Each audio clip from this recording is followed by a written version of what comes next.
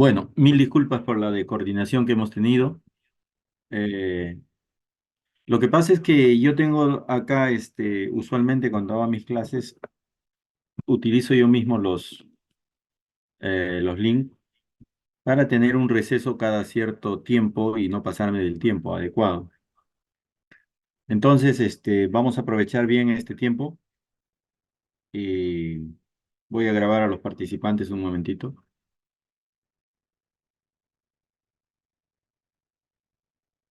Recording in progress. Ok, bueno, cualquier pregunta, cualquier duda la podemos resolver en el transcurso, siempre y cuando puedan escribirlo por el chat o en todo caso levantan la mano si tienen alguna duda. Esta clase que quedó pendiente, eh, básicamente tiene que ver con un capítulo importante de una de las complicaciones que es frecuente en los pacientes posoperados. La sepsis no es solamente de los pacientes que se realiza una cirugía, sino también son pacientes que tienen alguna que otra complicación. Entonces, es importante que conozcamos los aspectos más relevantes que nos ayudarán a prevenir las complicaciones en nuestros pacientes quirúrgicos. Vamos a ver un caso clínico, me confirman si lo están viendo. Sí, Sí, doctor. doctor.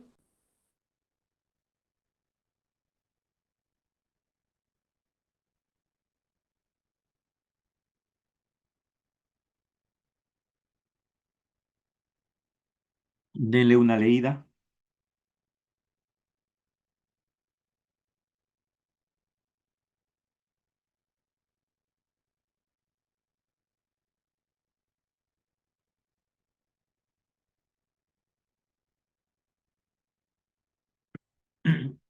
Es un caso típico de un paciente senil que puede ingresar a una emergencia, presenta fiebre, algo común, dolor en una zona donde se operó, por ejemplo, puede ser una operación de apendicitis o cualquier otra cirugía, más o menos, según este paciente, en un periodo de 5 días.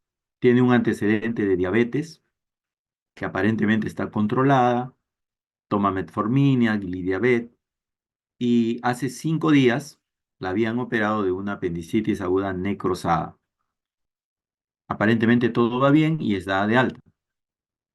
Cuando acude a la consulta, el cirujano evalúa al paciente y diagnostica que al parecer se trata de una celulitis de pared abdominal. Entonces, obviamente indica antibióticos, analgésicos y que la controlemos por consultorio externo. Es lo común, es lo frecuente. Paciente posoperado de apéndice que a los días hace, al parecer, una infección de pared abdominal y una celulitis. A los 2 días, el paciente regresa y persiste la fiebre, ha aumentado, tiene escalofríos, tiene tendencia al sueño, está algo confuso, desorientada, responde casi inadecuadamente, hay mucho dolor en la zona abdominal y secreción por la cicatriz. Las funciones vitales son una presión arterial sistólica de 90, una frecuencia respiratoria de 24, una frecuencia cardíaca de 110.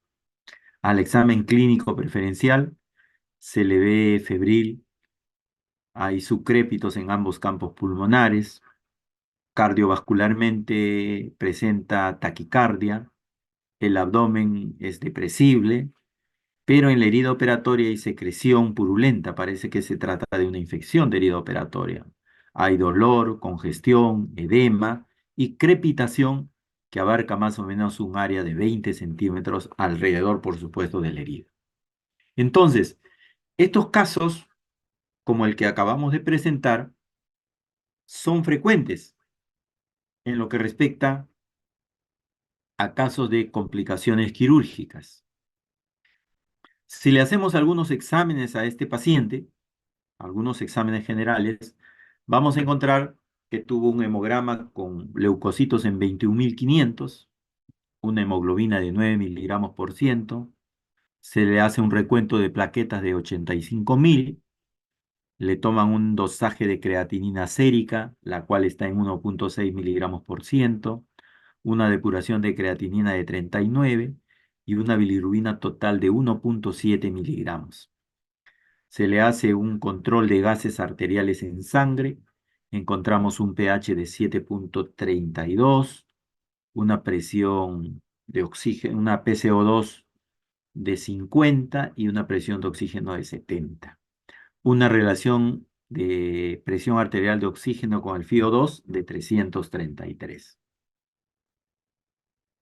Se inicia tratamiento en este paciente, fluidoterapia, 1.500 centímetros en 2 horas, oxigenoterapia, antibiótico terapia, debridación quirúrgica de la zona afectada. Se usa también dopamina y dobutamina según dosis. Se le toma a las 2 horas un control de ácido láctico. Este sale en 3,2 milimol por litro. Se le vuelve a tomar la presión arterial y esta se encuentra en 85,50.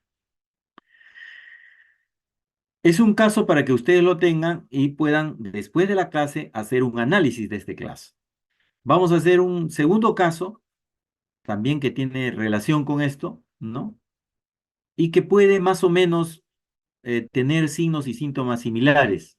Por ejemplo, una mujer de 70 años ingresa al tópico de urgencias porque hace 2 días tiene fiebre, dolor abdominal en epigastrio, que se va a ambos lados, es diabética controlada, igual tiene tratamiento, tiene un antecedente de colelitiasis, o sea, cálculos en la vesícula, el dolor persiste, no cede, tiene vómitos, se empeora, presenta ictericia, o sea, las escleras están amarillas, la presión arterial está en 150, la frecuencia cardíaca en 95, la frecuencia respiratoria en 25. Le hacen un hemograma, tiene leucocitosis, un control de bilirrubinas que están en 5 miligramos por ciento. Hay una hiperamilasemia, una hiperlipasemia, 3 veces el valor normal. Entonces, si nosotros analizamos el caso 1 y el caso 2, vamos a encontrar que son pacientes que están entrando de una fase de evolución aparentemente normal a una fase de complicación. Y esta fase de complicación es importante saber interpretarla dentro del contexto clínico, dentro del contexto de examen físico y dentro del contexto de exámenes auxiliares. Estos pacientes tienen estas tres cosas y es por eso que es importante que nosotros evaluemos en ambos cómo es el diagnóstico, la evaluación, el monitoreo de los pacientes que tienen alguna forma de sepsis, como es estos dos casos. ¿Y por qué es importante que nosotros conozcamos el manejo de la sepsis, o más bien la detección lo más antes posible de este cuadro? Por muchas razones. Una de las más importantes porque una gran mayoría de pacientes que ingresan a los servicios de cuidados intensivos se mueren por sepsis. Cerca del 30% a casi el 50% de pacientes que ingresan a la UCI mueren por sepsis. Imagínense que hay un cálculo que a nivel mundial, cada 3 segundos se está muriendo alguien en el mundo por sepsis. En el periodo que estamos dando la clase, probablemente haya más de 10 a 20 muertos por sepsis en el mundo. Es por eso que no solamente los organismos internacionales, nacionales e internacionales se han preocupado por darle la importancia que realmente se merece al diagnóstico y al manejo de estos casos. ¿Y por qué es importante en cirugía? Porque un tercio, o sea, 30% de estos pacientes que se mueren por sepsis o que tienen sepsis son pacientes quirúrgicos, son pacientes que han tenido algún tipo de cirugía. Imagínense, cerca del 30% de pacientes. La OMS establece a través de la Unión de Sepsis Mundial que hay alrededor de 18 millones de muertes al año en el mundo por sepsis. Imagínense, más que el cáncer de próstata, más que el VIH, más que el cáncer de mama. Entonces, ¿cómo que no va a ser importante la evaluación de la sepsis? Y es muy importante porque muchos de nuestros pacientes que se operan en emergencia son los que tienen la complicación más frecuente de sepsis o shock séptico. Y dentro de esta patología de sepsis de pacientes quirúrgicos, un gran grupo de pacientes previene de la sepsis de foco abdominal, es decir, de alguna complicación de la cirugía de abdomen. Por supuesto que también puede haber en otras patologías traumatológicas, neuroquirúrgicas, torácicas, pero un gran porcentaje, la más alta incidencia, es en los pacientes que tienen cirugía de emergencia y en los pacientes que tienen foco abdominal. Y dentro de los que tienen foco abdominal, los que tienen un problema en el colon, donde hay gérmenes de alta virulencia. ¿Ok? No es desde ahora que se conoce la sepsis. La sepsis se conoce de hace muchos años, ¿no? Imagínense que ya ese término había sido mencionado en el siglo IV antes de Cristo. Se podía hablar de sepsis. Y generalmente se hablaba de sepsis a lo que, a lo que se relacionaba con la descomposición de los elementos orgánicos o cuando las heridas se infectaban, ¿no? Sin embargo, era muy general y no había algo específico, sino es hasta 1700 donde, donde se usaba el término, pero sin definir una patología específica. La sepsis es importante, ¿por qué? Porque no es propiamente dicha una enfermedad, es un síndrome, es un estado del paciente, un síndrome clínico que conlleva varias connotaciones tanto físicas del paciente, biológicas, elementos bioquímicos, que son generalmente causados por una respuesta inadecuada, desregulada por el mismo paciente. En su afán de protegerse el organismo, en su afán de poder controlar el proceso infeccioso, realiza una serie de respuestas químicas o bioquímicas que pierden control y ese control deviene en una respuesta inflamatoria que ya no solo eh, deviene en proteger al paciente, sino se pasa al otro lado, a dañar el propio organismo del paciente, a producir una disfunción de muchos órganos y posteriormente la muerte en el paciente. Entonces, recordemos ustedes la tríada epidemiológica entre huésped, agente y ambiente. Esto es algo similar, ¿no? Donde normalmente va a haber factores que intervienen para que se produzca la enfermedad, va a haber agentes que puedan de alguna manera originar una enfermedad y el huésped va a responder con sus defensas. Cuando estos serie de factores que pueden de alguna manera producir la enfermedad van a conllevar a una respuesta del organismo de acuerdo a su inmunidad. Algunos pueden controlar la infección, algunos no. Tiene que ver mucho con la resistencia, la genética, el estrés, la inmunidad, etcétera. Factores que dependen del huésped. Asimismo, habrá factores que dependen de la gente, como su grado de virulencia, su patogenicidad, el tipo de resistencia a los antibióticos, etcétera, etcétera.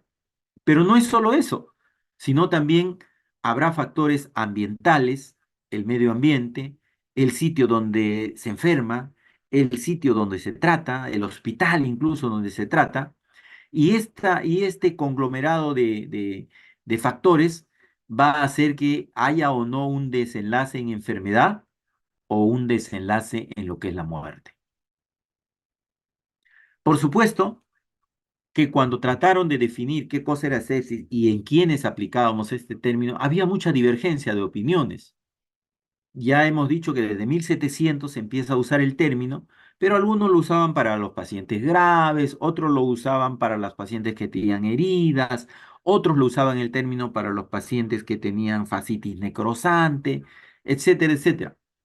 Entonces, debido a que había mucha discrepancia entre las definiciones, la terminología, se hicieron reuniones de consenso, se hicieron reuniones de coordinación entre los estamentos internacionales y podemos clasificar tres periodos de la evolución de los conceptos y manejo de la sepsis.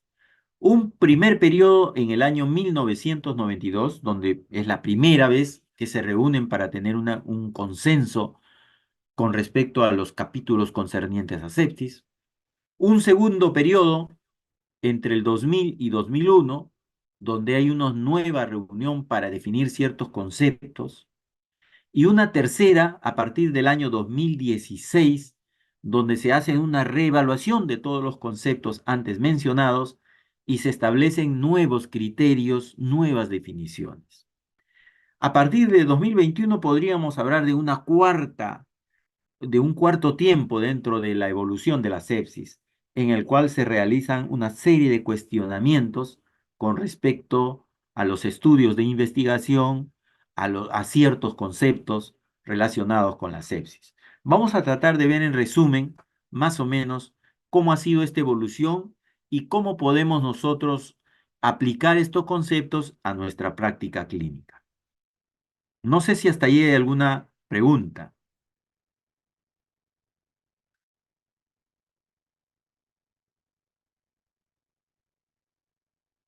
A raíz de que la sepsis se convierte en un problema de salud, ya no solo nacional, sino internacional, se han realizado diversas o se han conformado diversas agrupaciones en las cuales tratan de poder estudiar de manera más específica, de manera más científica, todo lo relacionado a la sepsis. Se han relacionado campañas tratando de prevenir, tratando de disminuir la morbilidad relacionada a la sepsis. Así pues, se han hecho muchas publicaciones, como ustedes pueden ver, a lo largo de los años y hasta la actualidad. Se siguen publicando artículos científicos relacionados a la sepsis, ¿no? Sin embargo, ¿qué podríamos decir nosotros en relación a la sepsis como cosas muy importantes que debemos tener en nuestra mente, en nuestro cerebro? Primero, que la sepsis es un trastorno orgánico potencialmente mortal. Y eso es lo importante. Si usted tiene un paciente relacionado a la cirugía que llega a la sepsis, el riesgo de muerte es alto, porque si el paciente está en sepsis, está produciendo es una respuesta inadecuada hacia sí mismo a raíz de la infección. Y eso puede llegar a la muerte. Son problemas que afectan a todo el mundo, hemos visto, y tiene altas tasas de mortalidad. Por supuesto que hay patologías que también tienen igual probabilidad de morir, como los politraumatismos, el infarto, etcétera. Pero todas ellas dependen de que nosotros hagamos una identificación precoz, detectemos al paciente en sus primeras fases, en sus primeros estadios, y un adecuado tratamiento en esas primeras horas van a hacer posible que podamos mejorar la mortalidad. Y eso es lo que pasa con respecto a la sepsis. Si usted la detecta a tiempo, si usted la maneja a tiempo, la probabilidad de muerte disminuye muchísimo.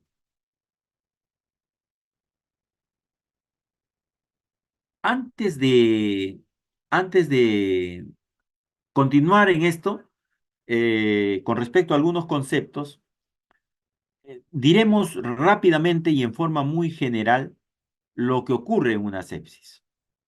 Cuando hay un proceso séptico, se produce en primer lugar un síndrome de respuesta inflamatoria sistémica. El organismo, en su afán de controlar el proceso infeccioso, genera inflamación como parte de la terapéutica personal, y esta está relacionado básicamente con los linfocitos Th1. En segundo lugar, si esta respuesta inflamatoria sistémica continuara sin regularse, se produciría un problema en el organismo. Entonces se tiene que producir un síndrome de respuesta antiinflamatoria compensatoria. Así como el organismo reacciona realizando una respuesta de inflamación en todo el sistema, el organismo también se va a encargar a través de los linfocitos Th2 de tener un control de este proceso. Porque si no hubiera un control o hubiera un descontrol, entonces se va a producir un desbalance, un desequilibrio. Ese control se regula a través del síndrome de respuesta antiinflamatoria o compensatoria.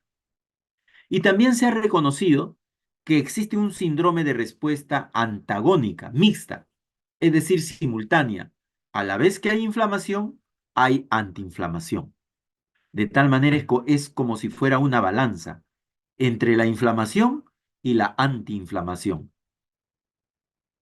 Están incluidos muchos de los elementos formes de la sangre. Están incluidas las arteriolas, especialmente el endotelio, porque allí es donde se van a generar citotoxinas y óxido nítrico que tienen mucho que ver en la fisiopatología de la sepsis. El mastocito, a través de la histamina, que produce vasodilatación, de mediadores de la inflamación. El macrófago, que se va a encargar de eliminar la fuente de infección o va a producir el estímulo para mediadores inmunitarios. Los leucocitos, los polimorfonucleares, los monocitos, los linfocitos, como ya hemos visto, los linfocitos B también, que van a liberar anticuerpos, citoquinas, que van a tener memoria para poder recordar el proceso infeccioso. También es parte importante los factores de coagulación. Recordemos que las plaquetas son unos elementos importantes para este proceso inflamatorio. El complemento que va a ser como una especie de intermediario de la inflamación o de compensación o de ayuda para la inhibición de la infección bacteriana. Se producen una serie de problemas a nivel celular, en el cual el proceso inflamatorio estimula ciertas células, estimula ciertas sustancias, pero a la vez el sistema antiinflamatorio regula que esa inflamación no vaya a hacer daño. Trata de controlar el proceso infeccioso que no llegue a la célula, pero en su afán de controlar puede también dañar, puede producir lesión y daño celular. Entonces, es importante que nosotros reconozcamos que hay un sistema que produce inflamación para controlar y hay un sistema antiinflamatorio que hace que se controle esta inflamación y no pueda continuar. Aquí he hecho un resumen más o menos de lo que puede ocasionar en el proceso séptico, ¿no? Y esto va desde que nos enfrentamos a la gente, que puede ser un traumatismo, que puede ser una infección, que puede ser un virus, que puede ser una bacteria, y este germen va a tratar de invadir o va a tratar de llegar hacia el organismo por diferentes formas, sea por ejemplo a través de una apendicitis aguda, una colecistitis aguda, una herida, un absceso. Entonces, el organismo va a producir un proceso inflamatorio en su afán de controlar. Y en ese afán de controlar va a estimular a las células que hemos mencionado, neutrófilos, macrófagos, monocitos, linfocitos, que van a producir sustancias inflamatorias, como por ejemplo la procalcitanina, ¿no? La proteína C reactiva, o va a generar fiebre que nosotros podemos indirectamente medir y ver cómo se está produciendo la inflamación. Asimismo, va a haber una aparición y un aumento de las citoquinas inflamatorias. Esa parte es la reacción humoral, donde se van a producir, acá he mencionado dos, las interleuquinas o, por ejemplo, el factor de necrosis tumoral alfa. Se va a producir un sistema inflamatorio. Pero a su vez, como hemos dicho anteriormente, va a haber un siguiente sistema, que es el sistema antiinflamatorio, que a la vez se activa para poder controlar este efecto antiinflamatorio. Si este efecto antiinflamatorio no se controla, puede haber incluso daño a nivel del endotelio vascular, y ese daño puede producir repercusiones dentro del organismo. Por ejemplo, si se daña el endotelio, ¿no? Puede haber vasodilatación, puede haber extravasación de los gérmenes hacia afuera, ¿no? Y eso se va a traducir en signos y síntomas en el paciente. Asimismo, si no se controla este efecto antiinflamatorio y a través de las plaquetas se va a producir un efecto que está mediado por el complemento a través de la cascada de coagulación, se van a estimular diferentes factores relacionados con la coagulación, el fibrinógeno, la trombina, y se van a producir procesos de microtrombosis que van a afectar la oxigenación de las células al final. Esto va a producir hipoxia, isquemia, por supuesto va a haber una respiración anaerobia y se va a producir ácido láctico.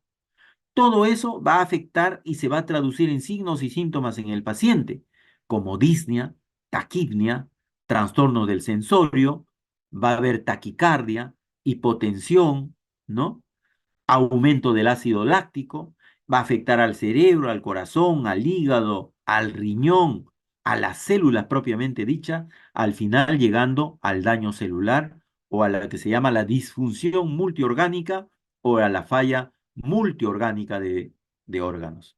Acá vemos, por ejemplo, cómo el proceso infeccioso puede traducirse a través de un estímulo de la cascada de coagulación y cómo estos elementos humorales pueden estar elevados y producir microtrombos que hacen daño a los órganos que nosotros al final queríamos proteger.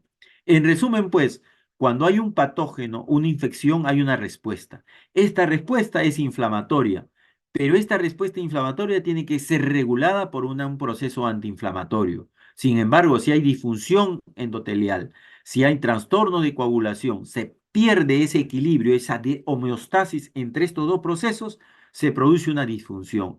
Esa disfunción llega a una disfunción orgánica o multiorgánica y eso puede llevar a la muerte, ¿no? Acá tenemos lo mismo, cómo es que el proceso infeccioso o el factor produce estímulo de los procesos inflamatorios, cómo estos estimulan a las células, cómo las células encargadas de producir ciertos elementos humorales lo hacen.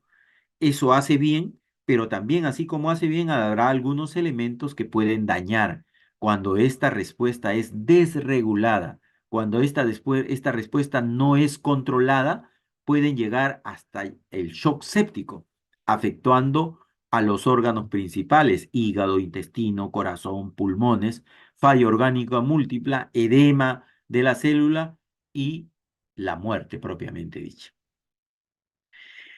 La sepsis produce también alteraciones, como hemos dicho, a través del sistema de la coagulación, donde hay una alteración del proceso normal de fibrina a fibrinolisis, donde se alteran estos factores y producen daño endotelial. Entonces, ese daño endotelial produce posteriormente daño a los otros órganos y posteriormente la muerte. Entonces, a raíz de esto, se definieron ciertos conceptos que vamos a resumir ahora acá en esta primera parte. Y la primera parte, en la primera reunión de consenso, recuerdan que lo dijimos en el año 1992, se estableció algunos criterios para sepsis que ya tienen bastante tiempo. Todo este proceso que hemos explicado se puede definir al final examinando a un paciente con ciertos parámetros. Y estos parámetros se llamaban o se definió como el concepto de respuesta inflamatoria sistémica. Esa respuesta inflamatoria sistémica estaba dada por algunos criterios. Temperatura mayor de 38 o menor de 36. Frecuencia cardíaca mayor de 90. Frecuencia respiratoria mayor de 20. O presión arterial de CO2 menor de 32. Un recuento de leucocitos mayor de 12.000 o un recuento de leucocitos menor de 4.000 o mayor de 10 formas de bastones o de formas inmaduras de las células. Entonces, se llamó a esto de acá, a estos, dos o más de estos criterios definían que un paciente tenía sepsis. Es decir, si tenía el criterio 1 y el criterio 2, ese paciente estaba en sepsis. Y se dieron ciertos conceptos como sepsis, que es dos o más de estos criterios, hipotensión inducida por sepsis, recuerden que hemos hablado de vasodilatación. Se habló de sepsis severa cuando esa sepsis no era controlada y empezaban los órganos a fallar. Se habló de shock séptico cuando eran pacientes sépticos que tenían hipotensión refractaria, pese a que los reanimábamos con líquidos, seguían hipotensos. Y por último, el síndrome de disfunción orgánica múltiple.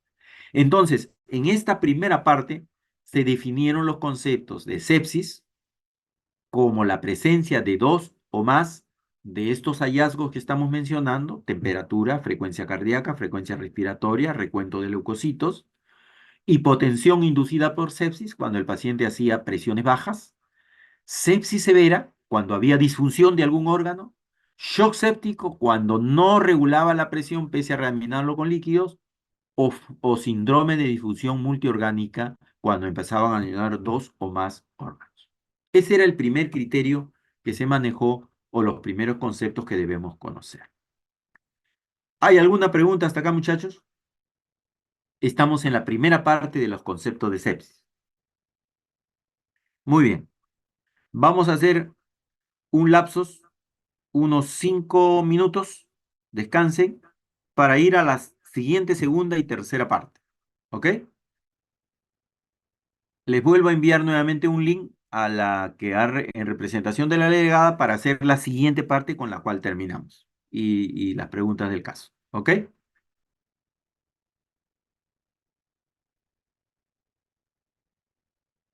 Perfecto, doctor.